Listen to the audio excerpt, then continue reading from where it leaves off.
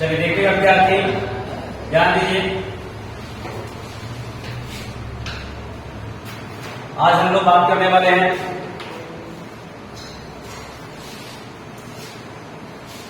Structure of protein. क्या बात करेंगे? Structure of protein.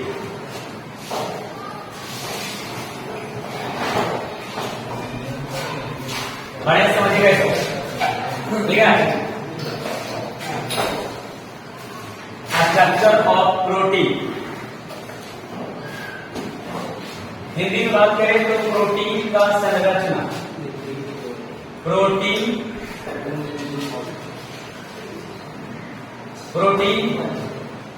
का संरचना।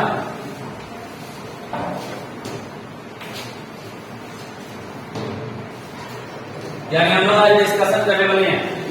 इंपॉर्टेंट है क्या चीज को? स्ट्रक्चर ऑफ प्रोटीन, बहुत इंपॉर्टेंट, इसलिए ध्यान रखिएगा इस बात को। सबसे पहला पॉइंट, प्रोटीन बृहद अणु का बना। प्रोटीन एक बृहद अणु का बना, यानी पहला इसका पॉइंट याद रखिएगा, प्रोटीन एक बृहद अणु।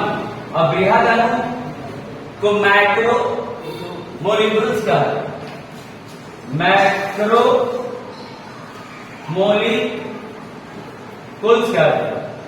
यानी प्रोटीन एक बृहद अणु से बना होता है। इसको याद रखिएगा। चलिए फिर से एक बार बोल रहे हैं कि प्रोटीन एक बृहद अणु माइक्रो मोलिक्यूल से बना होता है।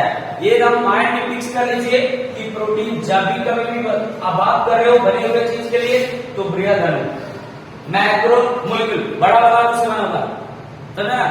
और एक बात यहाँ नंबर 2 में याद रखना है इस चीज को कि जो बृहद अणु है वो एकलक इकाई से बने होते हैं। क्या चीज से भाई? या लिख लेंगे कि बृहद अणु एकलक अणु, यानी क्या बोलते हैं? मोनोमर। क्या बोलेंगे?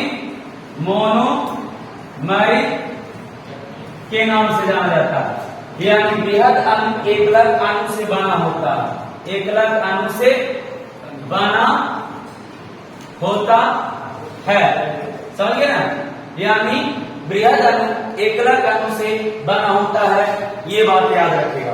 अब एकलक अणु का मतलब यहाँ पे याद है, जैसे कि नीचे में आने वाला है प्रोटीन के साथ में कौन होता है? एकलक अणु। तो यहाँ पे तीसरा नंबर पॉइंट में याद रखिएगा कि एकलक अणु की बात कर रहे हैं। तो एकलक अणु के अंतर्गत याद रखना कि एकलक अणु के अंतर्गत एमिनो अम्ल आता है। एमिनो अम्ल आता है, जिसे इंग्लिश में एमिनो एसिड कहते हैं। प्यारे बच्चों, इसे बिल्कुल आप ध्यान रखिएगा कि एकलक अणु के अंतर्गत कौन आता है? एमिनो अम्ल आता है।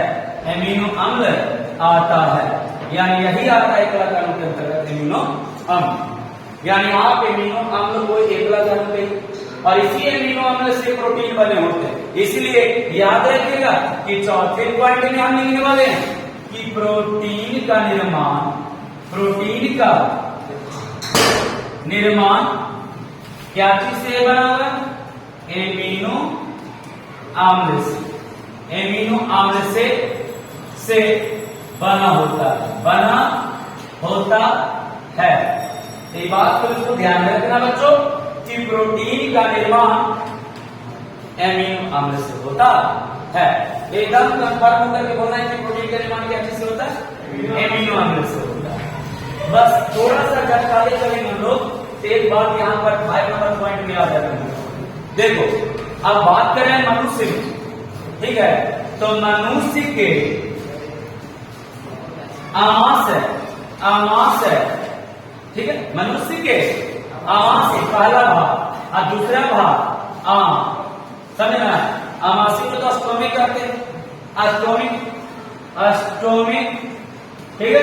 और इंटेस्टाइन कहते हैं, इंटेस्टाइन, ठीक है, इंटेस्टाइन का आता है।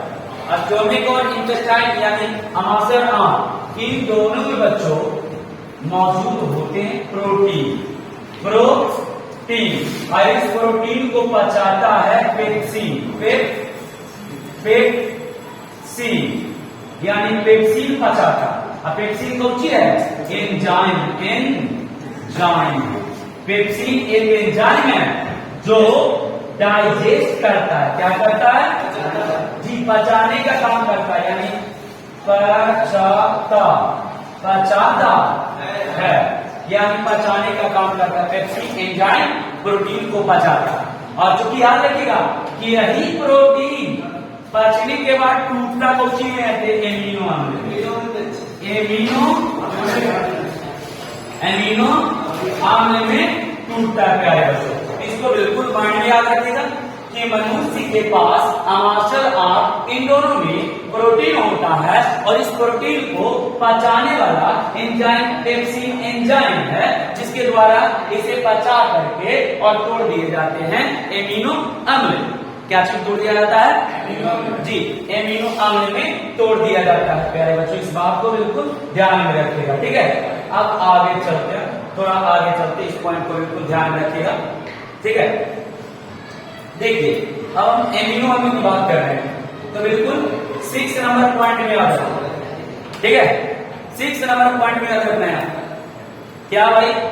तो एमिनो अम्ल एक कार्बनिक पदार्थ, एमिनो अम्ल कौन सी है जी? एमिनो अम्ल एक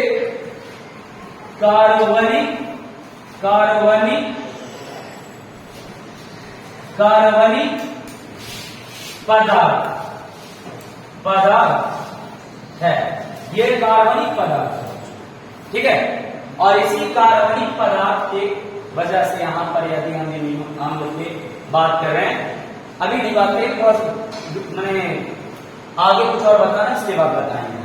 तो यहाँ पर याद रखें कि एमिनो अम्ल एक कार्बनिक पदार्थ है, और यह कार्बनिक पदार्थ यदि बात करें कि एक 7वां नंबर पॉइंट, एक प्रोटीन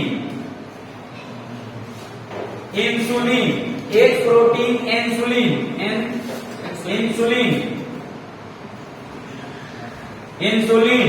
एक प्रोटीन इंसुलिन में एमिनो अम्ल की संख्या की कॉमन होता, कितना होता है जी? एक प्रोटीन इंसुलिन में एमिनो अम्ल की संख्या कितनी होती है? इक्यावन। ठीक उसी प्रकार से बच्चों यदि मनुष्य के हीमोग्लोबिन की बात करें, मनुष्य के हीमोग्लोबिन यानी 8वां नंबर पॉइंट, कि मनुष्य के हीमोग्लोबिन में एमिनो